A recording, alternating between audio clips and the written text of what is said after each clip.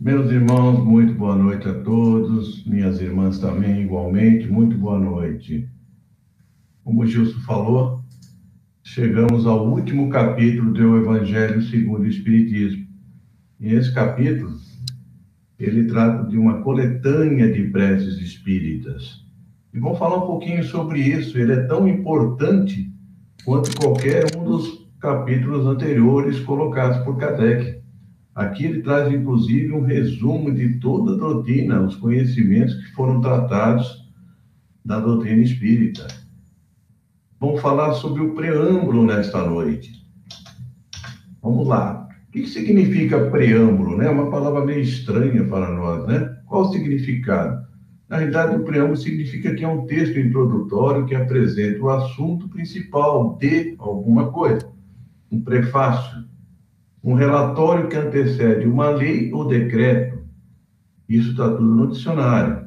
É uma parte preliminar em que se anuncia a promulgação de uma lei ou de um decreto. Aqui nós podemos falar das leis divinas, por isso o nome de preâmbulo. Bom, muito bem. O que Kardec colocou sobre as palavras dos Espíritos sobre a prece? Aqui ele dá um roteiro completo para nós sobre a prece, como fazer prece, para quem fazer prece, para quem orar. E os Espíritos disseram a Kardec, e sempre disseram isso, que a forma nada vale, o pensamento é tudo. Eles não se importam, Deus não se importa com a forma como a prece é feita, mas como o pensamento e o sentimento é dirigido a Ele. Ore segundo suas convicções e da maneira que mais o toque. Um bom pensamento vale mais do que grande número de palavras com as quais nada tem o coração. E a gente, às vezes, infelizmente, percebe-se pessoas que estão orando maquinalmente, mas que, na realidade, o pensamento está longe, não está participando desse momento de comunhão com Deus, nosso Pai, ou a quem esteja se dirigindo. Então, as palavras se tornam meramente repetitivas, sem sentimento, sem profundidade, e não vai atingir o objetivo, que é a comunhão com Deus, a comunicação e a aproximação com Ele. E Kardec ainda comenta que os espíritos jamais prescreveram qualquer fórmula absoluta de prece. Nós temos que entender que, na realidade, essa coletânea que está colocada neste último capítulo do Evangelho segundo o Espiritismo, ele não é para que nós leiamos essa prece sem o sentimento. Ela nos dá um roteiro, mostra-nos que os espíritos, em várias situações em que Kardec se comunicava e recebia as comunicações, ele classificou, recebeu essa, não estão todas elas aí contidas, mas ele selecionou as que seriam condizentes com os assuntos. E ele as classificou em 5 categorias que nós vamos falar um pouquinho mais à frente. Mas eles não colocaram, os espíritos, nenhuma fórmula para que nós façamos a prece. Ora, se a prece é um sentimento, é uma comunicação direta com Deus, ela tem que partir do nosso coração. É aquilo que vem à nossa mente, é uma conversa com Deus, é como se estivéssemos frente com Ele, conversando, sentindo, expondo o nosso sentimento, com todo aquele desejo e vontade, e sinceridade, e, sobretudo, simplicidade naquilo que desejamos transmitir a Ele. E o objetivo da prece consiste, então, em elevar a nossa alma a Deus. É o meio de comunicação com o nosso Pai. A diversidade das fórmulas nenhuma diferença faz, porquanto Deus as aceita todas quando sincera. Então, vejam, não importa a forma como a prece é feita. A forma nada vale. O que vale realmente é a nossa sinceridade, a simplicidade. Lembremos daquela prece em que Jesus faz a analogia do fariseu e do publicano. O fariseu orava humildemente, reconhecendo as suas fraquezas, reconhecendo os seus erros, se confessando a Deus e pedindo misericórdia a Ele. Enquanto que o publicano se dizia que cumpria os mandamentos, cumpria a lei, mas rezava ou orava de uma forma extremamente orgulhosa, Ora, Jesus diz, o primeiro foi justificado e o outro não, porque aquele que se eleva será rebaixado e o que se humilha será elevado. Olha, veja a importância da humildade perante Deus. A humildade é tudo, nos reveste, então, da simpatia de Deus com a nossa comunicação. Aí, nós temos 4 objetivos que Kardec colocou nesse preâmbulo. Primeiro, fixar as ideias. O que significa isso? Para que nós tenhamos uma fixação nas ideias que nós queremos transmitir. Segunda, chamar a atenção sobre os princípios da doutrina espírita. Em cada uma delas que ele fez a classificação, ele fez um prefácio, uma explicação, e ali está contido todos os princípios da doutrina espírita. É uma caridade através da prece, através do amor ao próximo, orando uns pelos outros, pelos mortos, pelos vivos, enfim. Isso nós veremos durante o mês. Outros expositores falarão a respeito e com certeza trarão conhecimentos, ensinamentos novos, explicando cada uma delas para o nosso entendimento. O outro é auxiliar os que sentem embaraço para externar suas ideias. Muitas pessoas, não são poucas não, que dizem, olha, eu não sei orar. Eu, quando ficava nas salinhas, eu acho que eu já falei isso aqui algumas vezes, e falava sobre a prece, e ouvia às vezes as pessoas dizerem, olha, eu não sei rezar, eu não sei fazer prece. Então, a única coisa que eu dizia naquele momento que era isso, que prece era o coração, é o que o coração está dizendo que possa ser externado. E eu dizia ainda, olha, se você não sabe dizer nada a Deus, diga a Ele, Senhor, me ajuda. Se você falou com o coração, Ele já te ouviu. Ele sabe, Ele entende. É isso que é importante, é o sentimento e é o que você está sentindo na hora, não é coisas decoradas. E, por fim, complementar os princípios da moral evangélica, que são relativos aos deveres com Deus e o próximo. A coletânea, então, ela representa uma escolha feita entre muitas preces que o Espírito ditaram. Nós já falamos sobre isso. Pouco importando, então, a forma. Seu pensamento é, essencialmente, o mesmo. Elevar, então, nossa alma a Deus. Esse é o pensamento, é o que nós temos que fazer, entrar em comunhão com o Pai. E a prece, que é entrar em comunhão com Deus? É se aproximar dele, conversar com ele, estar próximo dele, elevar nossa alma a Deus, ter a humildade de reconhecer a sua majestade, nos colocando numa posição de que somos seus filhos amados, de que ele nos ouve e nos ama como um pai que ama os seus filhos profundamente. A formatação da coletânea. Kardec, então, ele dividiu em 5 categorias, como nós já falamos. Quais sejam? Gerais, preces gerais, vamos falar um pouquinho sobre ela. Não vamos entrar na profundidade, porque outros dias virão com novas exposições falando a respeito de cada uma delas. Por aquele mesmo que ora, quer dizer, orando por nós mesmos, né?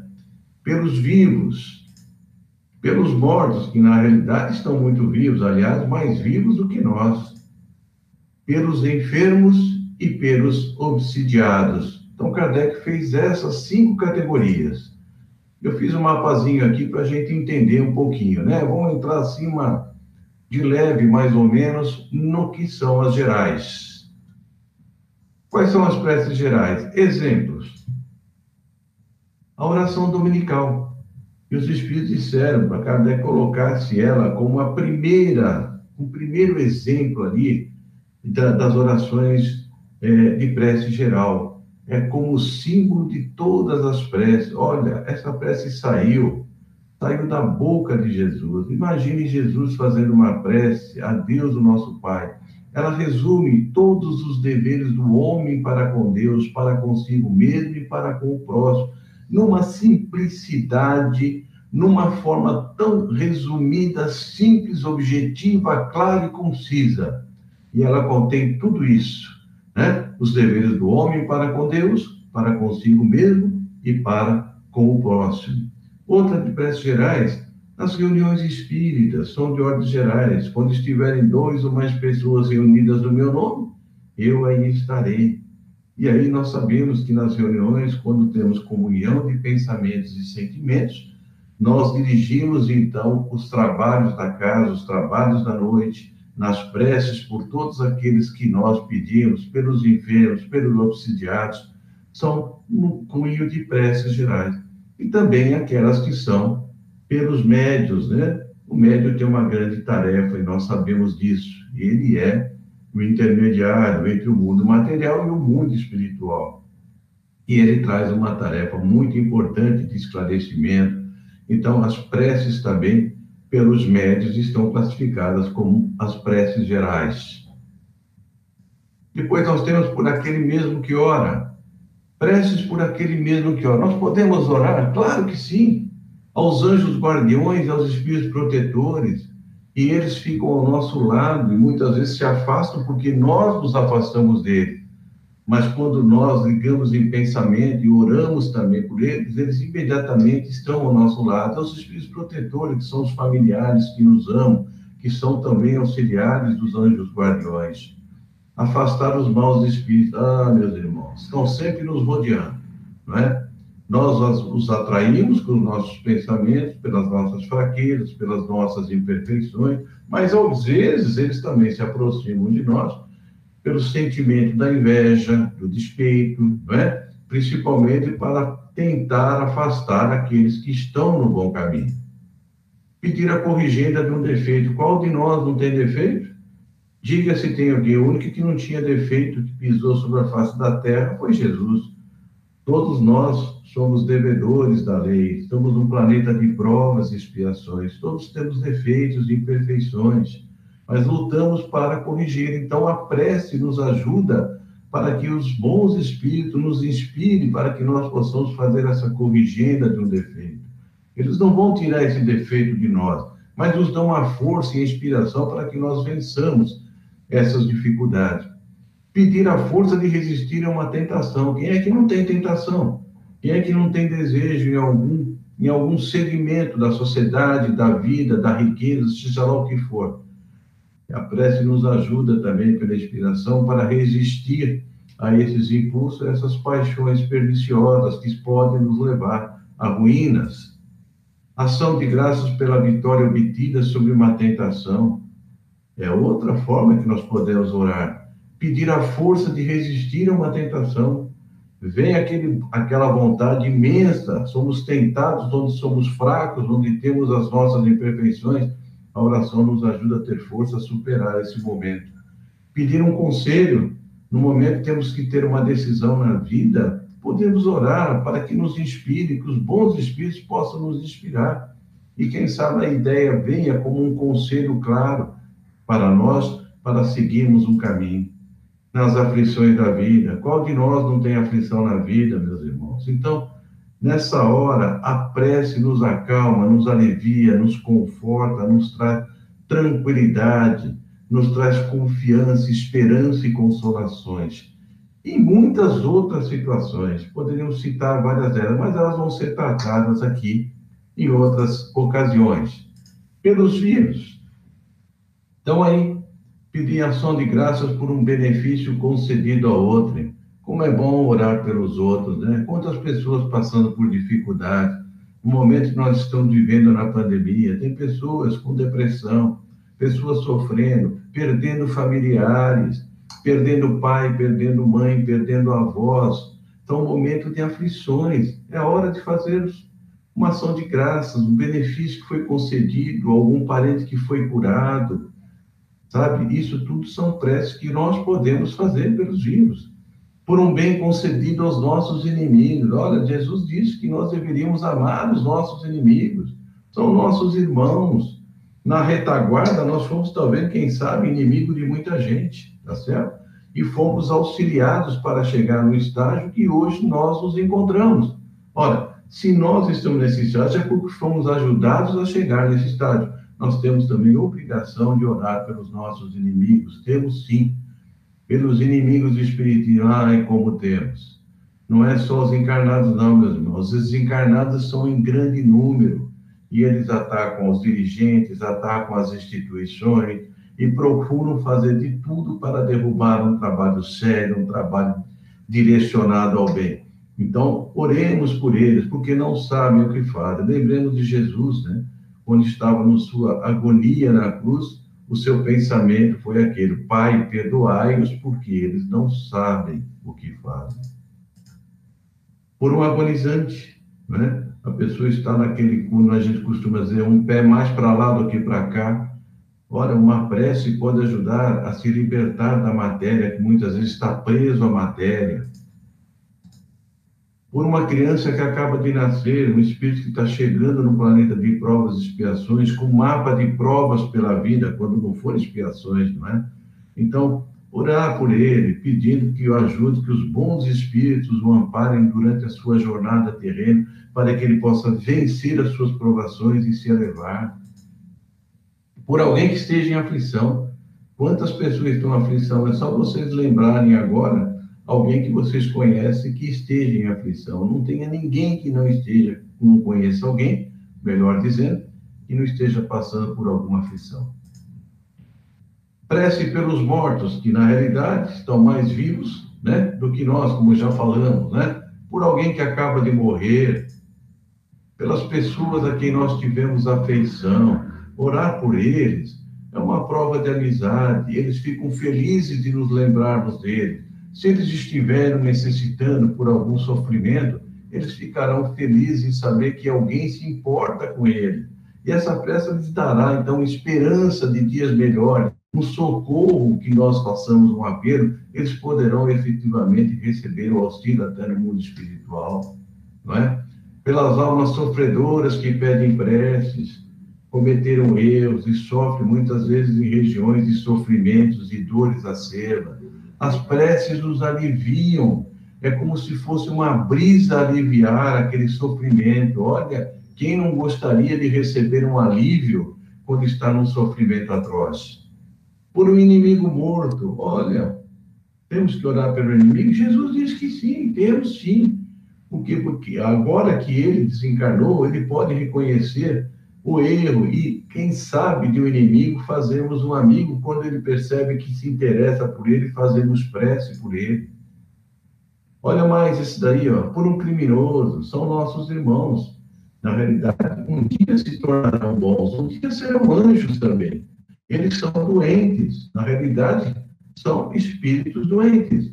Por um suicídio que cometeu um ato impensado, e sofre, chora, lamenta, não consegue mais levantar o corpo que ele desprezou. É um sofrimento atroz, é uma caridade profunda nós colocarmos uma prece por esses irmãos que tanto sofrem e choram. E eles, obviamente, aproveitam, recebem essas preces com muita alegria no coração, por nós nos preocuparmos e se interessarmos pelo sofrimento, para que esse sofrimento possa ser acalmado, aplainado em seus corações.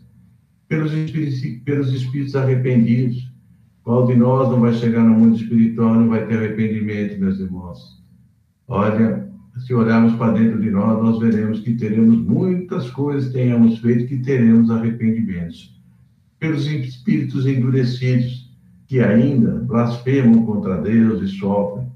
Nós podemos fazer isso, ajudá-los com as nossas preces. E por fim, como Kardec, na última classificação, as preces pelos doentes e obsidiados. Isso nós não precisamos falar, que todos já conhecem, que é o tratamento que nós fazemos, as orações pelos doentes, pelos obsidiados, nas sessões de desobsessão, na libertação dos espíritos que estão ligados pelas sintonias com o mal. Então, as nossas preces, que é o maior benefício que nós podemos fazer pelos obsidiados, é a prece que os liberta, que efetivamente age sobre eles, libertando vítima e algoz. Destaque, em cada uma das coletâneas de prece, em cada uma das preces, né, Kardec fez como se fosse um prefácio, né, contendo uma instrução preliminar que precede cada uma das preces, explicando direitinho, como se for uma exposição de motivos, tão usada nos meios acadêmicos, não é? O propósito é chamar a atenção sobre o objeto de cada prece, tornando então mais compreensível. O Espiritismo reconhece como boas as preces de todos os cultos, quando ditas de coração e não de lábios somente. Nós não podemos jamais julgar ninguém pela forma com que se dirige a Deus. Nós reconhecemos elas, sim, quando elas são ditas de coração e não de lábios, e nem decoradas, que a alma não toma parte, o sentimento não toma parte. Já falamos sobre isso. Deus, segundo o Espiritismo, é extremamente grandioso para repelir uma súplica, porque é feita de um modo e não de outro. Ora, Deus não olha isso. Deus olha o coração das criaturas. Para ele, a aparência, a forma, a cor da pele, seja o que for, não importa. Somos todos seus filhos, centelha divina, e pela qual ele apenas olha o nosso sentimento e o nosso coração. Isso é o que importa. Quem condena as preces que não estejam no seu formulário, provará que desconhece a grandeza de Deus. É claro, né? Estaremos julgando nossos semelhantes sem conhecer o seu coração. Crer que Deus já tem uma fórmula é emprestar, então, a pequenez e as paixões da humanidade. Segundo São Paulo, há uma condição para fazermos a prece que é essencial, que ela seja inteligível, a fim de que nos possa falar ao Espírito. Eu não posso falar coisas que ninguém entenda, nem mesmo eu, às vezes, entendo o que esteja falando, não é? Então, as qualidades da prece, ela deve ser clara. Veja o Pai Nosso, bem clara, simples, concisa, objetiva, não é? Concisa, sem fraseologia inútil. Não é o número de palavras que será atendido, mas pela profundidade dela e pelo sentimento. Cada palavra deve ter um alcance próprio, expressar uma ideia, clareza, para que todo mundo compreenda o que está sendo falado e despertar uma ideia naquilo que foi falado. Pôr em vibração uma fibra da alma, colocar todo o sentimento no que está falando, expressando ideias, expressando as suas palavras. E fazer refletir. Nos leva à reflexão naquilo que estamos falando e daqueles que estão nos ouvindo também. E, finalmente, meus irmãos, na maioria das preces, né, observa-se apenas um ato maquinal, puramente exterior. Já falamos isso lá no primeiro slide, a qual a alma se conserva indiferente. Quer dizer, a prece não chega nem no teto da casa, porque a pessoa não está tomando parte, ela está simplesmente repetindo palavras ou colocando aquilo que ela decorou e não está, obviamente, se comunicando com o sentimento, com a sinceridade a quem ela se expressa. E chegamos ao final com a conclusão. E nós escolhemos como conclusão o pensamento colocado ali em Kardec, no próprio capítulo, quando ele diz: a forma não é nada, o pensamento é tudo. Orai, cada um, segundo as vossas convicções e o modo que mais vos toca. Vamos lembrar sempre dessa frase: um bom pensamento vale mais que numerosas palavras estranhas ao coração, pois que Deus as conhece todas. Meus irmãos, que a paz de Deus permaneça em nossos corações nessa noite de tratamento. Fiquem na paz de Deus.